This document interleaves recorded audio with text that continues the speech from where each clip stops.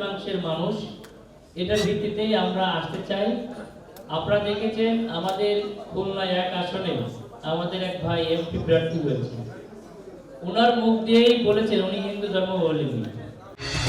ঘরে বা ইন্ডাস্ট্রিতে মেঘনা স্টার কেবলস, বিশুদ্ধ কপারের নিরাপদ কেবলস, আপনার নিরাপত্তার সঙ্গী।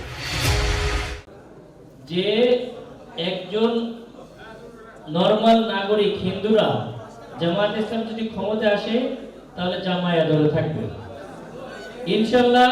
অন্য ধর্মাবলম্বীকে যেটা বিভিন্ন প্রপাগান্ডা করা হতো গেল 17 মাসে, খ্রিস্টান বলেন হিন্দু বলেন অন্য যে কোনো ধর্মের কাউকে জামায়াত ইসলামী একটা টোকা দিয়েছে, একটা এক্সাম্পল দিলে আমি আর কোনোদিন রাজনীতি করব না।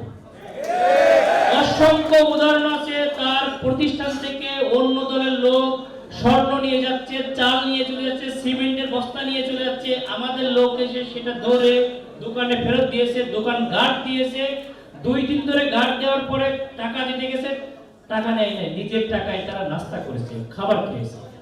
সুতরাং সকল ধর্ম বর্ণের ভিত্তিতে আমরা বাংলাদেশকে করতে চাই, আমাদের পাসপোর্টে এক Bangladeshi, we are the Bangladeshi, এই ভিত্তিতেই আমরা আমাদের কালচারকে গঠন করতে চাই। এখানে ধর্মের ভিত্তিতে কে হিন্দু কে মুসলিম কে খ্রিস্টান এটা কোনো ভেদাভেদ আমরা করতে চাই না। এবং উনি যে ধর্মের বলেছেন যদি বাংলাদেশে জামায়াত ইসলামী পাস করে ওনার জন্য স্পেশাল চমক থাকবে, এটা এখন আমি বলবো না ইনশাআল্লাহ।